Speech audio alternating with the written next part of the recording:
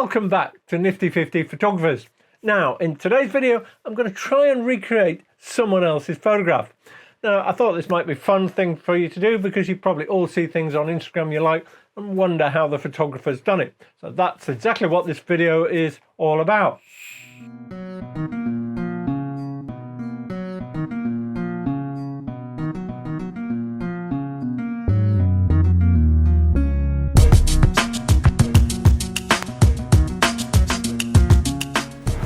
Now, if you've watched a few of my more recent videos, you'll know I've been doing stuff around minimalism and trying to simplify your life.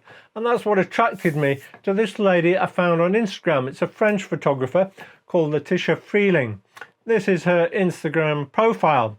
And you can see a lot of the photos, very simple, and they've got blurred backgrounds. And that's what's creating the minimal style, because it's leaving a lot of negative space because there's no detail in the background. So I thought, I wonder how she's doing this. Let me see if I can dig into it, see if I can replicate it. If I enlarge some of these photos for you to have a look at, you'll see there's always a sharp subject. The rest of the background is blurry.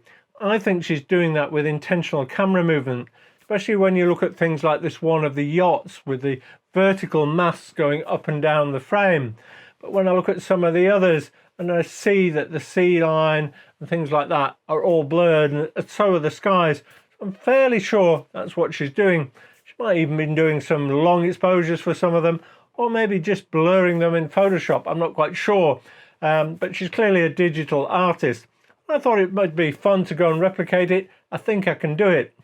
Now, I think the best way to do it is using an intentional camera movement image and a normal exposure image, so one that's sharp and correctly exposed and correctly focused, and blending the two together.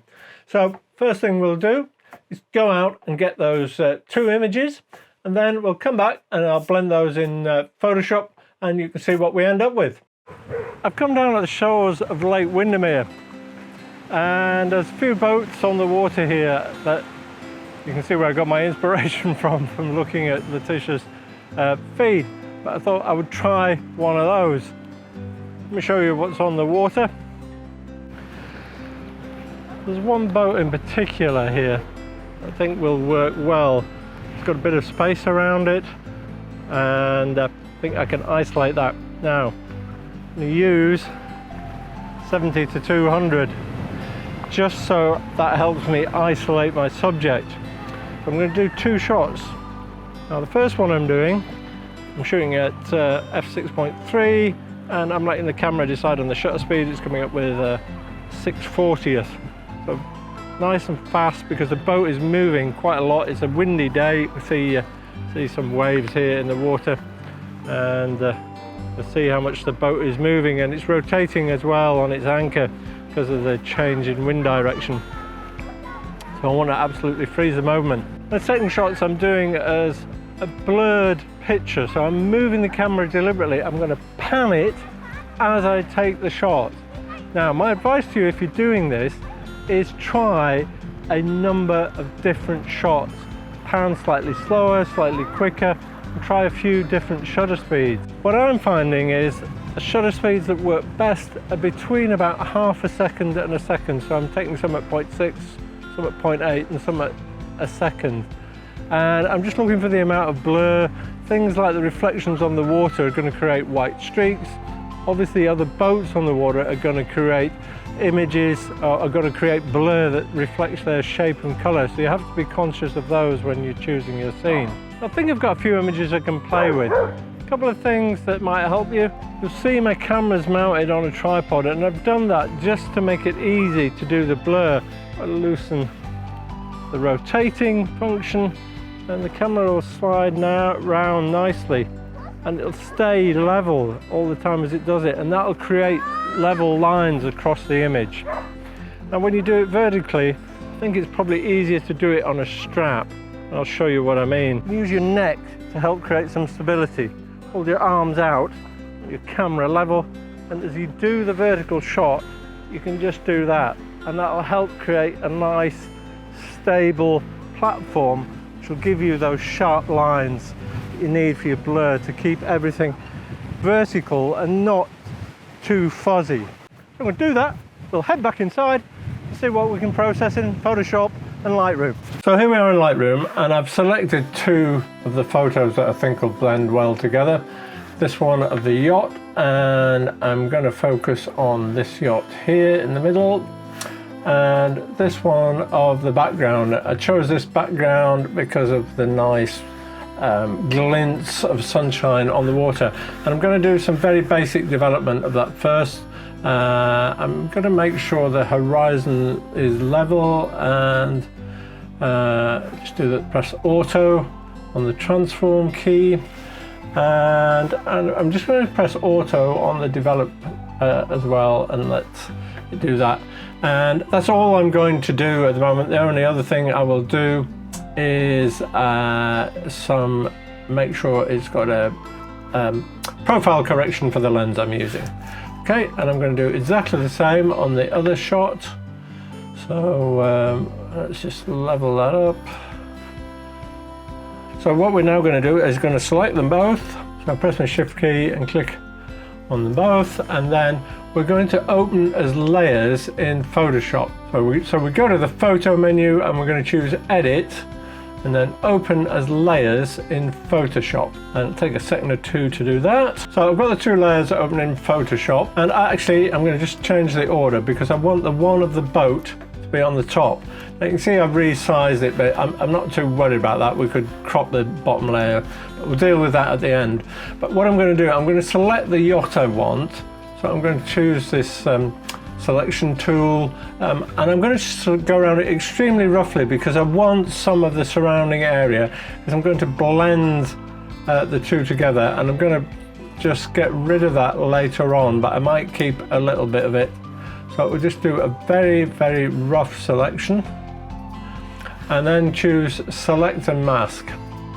The horizons don't match, so the first thing I'm going to do is actually I'm going to move this so that I'm happy with the horizon position matching the water, and I think it wants actually probably just to rotate a little bit, so I can press Command and T, and I can just rotate this a little bit so that the water line is sort of matching where I want it to be.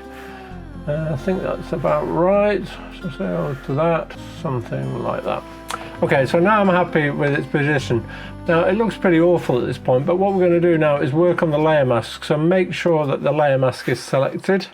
Get yourself a brush, and remember that black conceals, white reveals. So I'm actually going to start pasting over some of this, but I'm going to set my opacity to about 50% and my flow to something similar, and let it blend the 2 in, and make your brush size quite large to start with, and just avoid getting too close to the boat, and just gradually stroke over it until you get something that sort of blends in. And at this point it's really up to you how much you decide you want to eliminate or not, and I'm going to blend in all of these edges of the sky. And I think, having looked at this a bit now, what I'm going to do is pretty much eliminate everything apart from the outline of the boat. Sometimes I'll leave a bit of foreground in, but I think it's best to eliminate everything. So I'll do that, and I'll come back to you in a second when that's all complete, rather than you having to watch all this being done. Now there might be areas that you want to let the background still be present, so what I do for those, I really cut down my opacity to something low and the flow to something low, around 20%, something like that. And then you can just sort of paint it in a little bit. If you want to make it a bit heavier, the more times you overpaint it, the more it's letting through what's beneath. And I want to leave this little bit of cloud here, so I'm just going to paint around it. Now if you're not quite happy with it, remember, if you switch your brush over from white to black, you do that by pressing the X key on a Mac, and then you can just go back and reveal it a little bit more. So now there's one other area that I want to show you. You see here the boat looks a little bit too much like it's just been superimposed on the water. So what you need to do for that, set your opacity and your flow low, somewhere around 20%, and set your brush hardness to something really soft. Again, I'm choosing around 15% for that, and just paint up to the edge of the boat so that the edges of the outline are just going to blend in a little bit to the background scene. Again, if you're not quite happy with it, you can just come back and change your brush from white to black and just take it over. But I find if I just soften those edges just a little bit, and I might actually just do a really low, so I'm going to set everything to 10% and just go over the boat just the once, just to soften the whole image a bit, and then it doesn't look quite so much like it's sat just superimposed on the water. So I'm going to finish that off, do the finishing touches, and I'll show you what it looks like in just a second.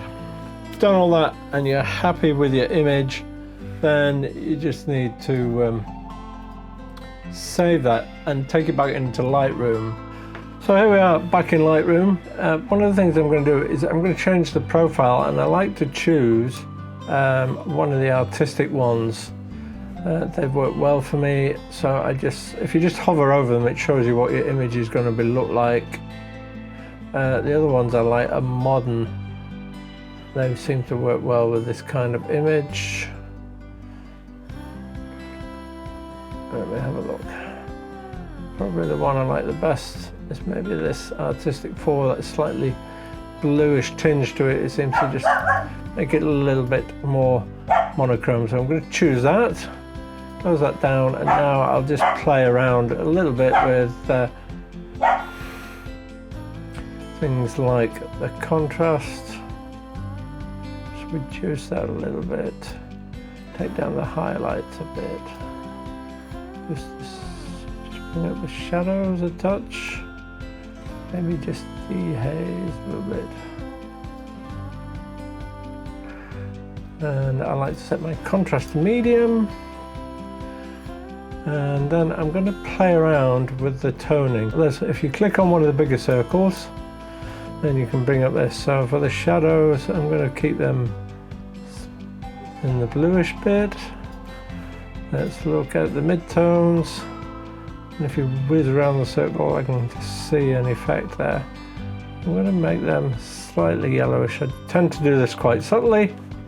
And then the highlights, again, we'll take them to be a warmish colour, I think. Yeah, probably something like that.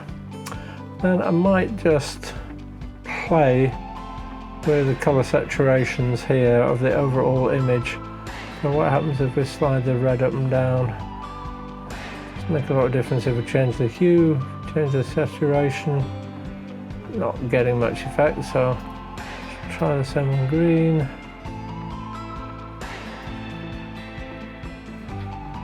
Try the same on blue. Okay, so that's not having a massive impact. But, now the only other thing I'd like to do with this is perhaps change the format of the image. I might crop it to a 16:9 shot. Have a look at how that would look, because I feel there's too much foreground in here. We go to 16:9, set it up so our horizon's about a third of the way there. I'm happy with the boat being in the centre. I just want it a bit higher to give a bit of space above the mast. Let's see what happens if we move it so it's more off-centre. Do I like that better? I think I do. I might take it a wee bit more that way.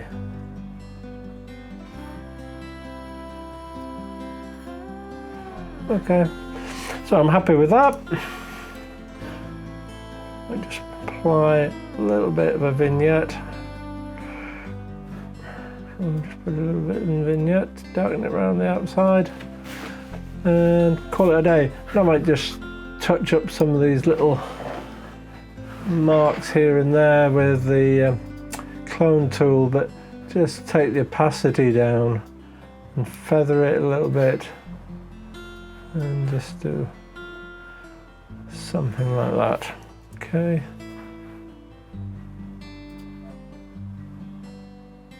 There's one there.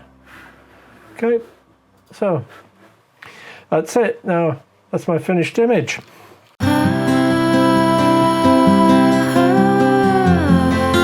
I'll share with you the others I've created over the last few days.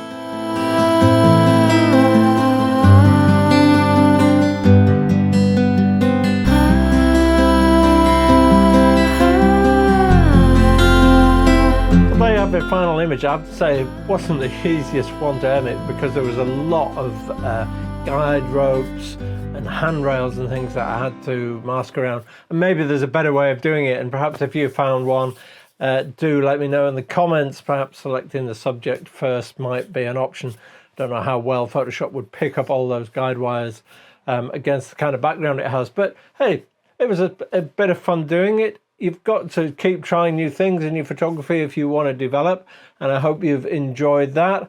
And if you have, do let me know in the comments. It might be something I'm going to explore a bit more of. I've quite enjoyed doing these kind of photos and I like the finished result, so I'll probably make a bit of a project out of it. Anyway, I look forward to seeing you in the next video.